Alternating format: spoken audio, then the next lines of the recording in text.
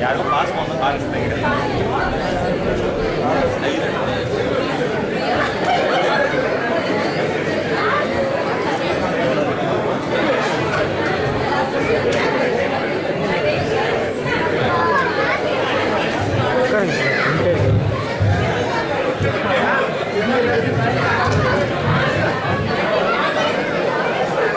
அனைவருக்கும் இனிய மாலை வணக்கங்கள்.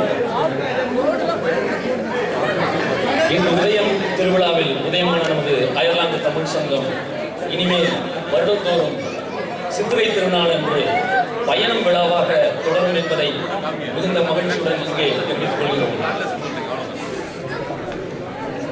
நமது அயர்லாந்து தமிழ் சங்கம் நம் அனைவரின் தமிழ் தாகத்தை தீர்ப்பதற்காக அருமையான திட்டங்களுடன் உருவாக்கப்பட்டிருக்கிறது. தொலைநோக்கு திட்டங்கள் இல்லாத எந்த ஒரு அமைப்பும் வெற்றி பெறுவது கடினம் என்பது நாம் அனைவரும் அறிந்த உண்மை.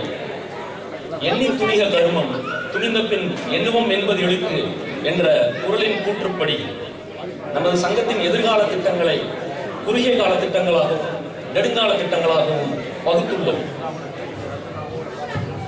குறுகிய கால திட்டங்களில் முதன்மையாக அயர்லாந்தில் வாழும் அனைத்து தமிழர்களையும் ஒன்றிணைக்க முயற்சிகள் மேற்கொள்ள உள்ளோம். கோடை காலங்களில் தமிழ் மொழி பயிற்சி வகுப்புகள் மூலம் நமது அடுத்த தலைமுறையினரிடம் தமிழ் ஆர்வத்தை வளர்க்க உள்ளோம். தமிழ் மொழி பயில விரும்புவோருக்கு மின் வழியில் தமிழ் பாடங்கள் தொகுத்து அனுப்பி தமிழ் கற்றுக் கொடுக்க முயற்சிகள் செய்ய உள்ளோம். ஆர்வமிக்க நமது சங்க உறுப்பினர்களின் உதவியுடன் தமிழ் இசை மற்றும் நடன வகுப்புகள் நடத்த ஏற்பாடு செய்ய உள்ளோம். அயர்லாந்தில் வாழும் அனைத்து தமிழர்களுக்கும் ஒரு பாலமாக இருக்க ஒரு தமிழ் வானொலி தொடங்கலாம் என்று இருக்கிறோம். அதற்கு முதல் முயற்சியாக ஒரு இணையதள வானொலி தொடங்கலாம் என்ற ஏற்பாடுகள் செய்து கொண்டிருக்கிறோம். அந்த இணையதள வானொலி இப்பொழுது சோதனை ஓட்டத்தில் இருக்கின்றது. தமிழர்களின் திறமைகள் மற்றும் படைப்புகளை அனைவருக்கும் வெளிச்சம் போட்டு காட்ட வெளிச்சம் என்ற ஒரு மின் இதழை துவங்க உள்ளோம். தமிழ் வளர்க்கும் முயற்சியின் அடுத்த கட்டமாக வானவில் என்ற ஒரு நாடக குழுவை அமைக்கலாம் என்ற எண்ணத்தில் இருக்கிறோம். அதன் மூலம் பல நாடகங்களை அரங்கேற்றி நம் அனைவரின் கலை திறமையை வெளிக்கொண்டு வர இருக்கிறோம். அயர்லாந்துக்கு முதல் முறையாக குடியேறும் தமிழர்களுக்கு தேவையான உதவிகள் செய்ய எங்களால் ஆன முயற்சிகளை செய்ய இருக்கிறோம். பாரதி அன்றே சொன்னான், காணி நிலம் வேண்டும், பராசக்தி காணி நிலம் வேண்டும் என்று. பாரதியே ஆசைப்பட்ட போது நாம் ஆசைப்படக்கூடாதா என்ன? நமது தொலைநோக்கு பார்வையில் முதன்மையாக ஒரு சொந்த கட்டடம் வாங்குவதற்கான முயற்சிகளை மேற்கொள்ளலாம் என்று எண்ணுகிறோம். அந்த சொந்த கட்டடத்தில் நமது அயர்லாந்து தமிழ் சங்கத்தின் தலைமையகமாகவும் நூல் நிலையம் ஒன்றும் தமிழ் பயிற்றுவிக்க ஒரு தமிழ் பள்ளியும் தமிழ் வானொலி நிலையமும் திருமண தகவல் நிலையமும் அமைக்கலாம் என்ற முயற்சியில் இறங்க இருக்கிறோம். அயர்லாந்தில் தமிழ்நாட்டை பற்றிய விழிப்புணர்வை ஏற்படுத்தும் வகையில் தமிழகத்திற்கு கலாச்சார மற்றும் மருத்துவ சுற்றுலா செல்வதற்காக அயர்லாந்து மக்களை ஊக்குவிக்க முயற்சிகள் செய்ய இருக்கிறோம்.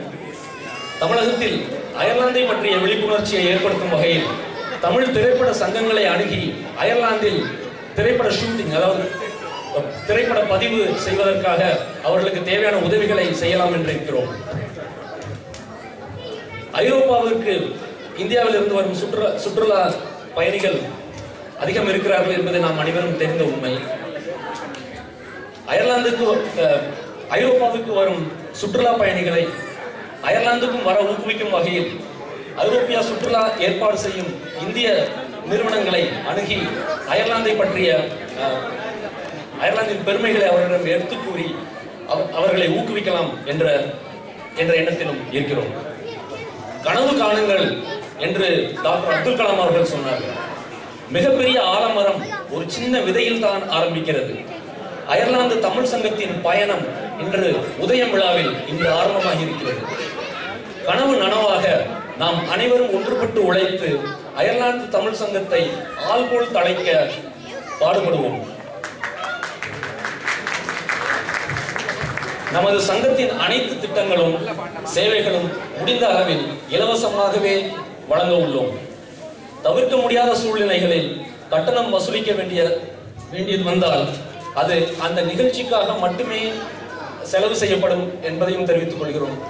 அது தவிர அயர்லாந்து தமிழ் சங்கம் என்றுமே ஒரு லாப நோக்கில்லாத அமைப்பாகவே இருக்கும் என்பதையும் தெரிவித்துக் கொண்டு கிடைத்த நல்வாய்ப்புக்கு நன்றி கூறி விடைபெறுகிறேன். நன்றி, வணக்கம்.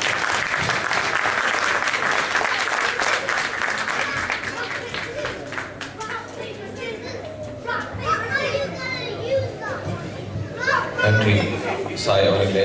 இதற்கு பின்னால் தமிழ் சங்கத்தின் துணைத் தலைவர் காமேஷ் அவர்களின் வேலையும் உள்ளன என்பதை தெரிவித்துக் கொள்கிறேன். அவர் பின்னணியிலிருந்து பல வேலைகளை செய்து கொண்டுள்ளார்.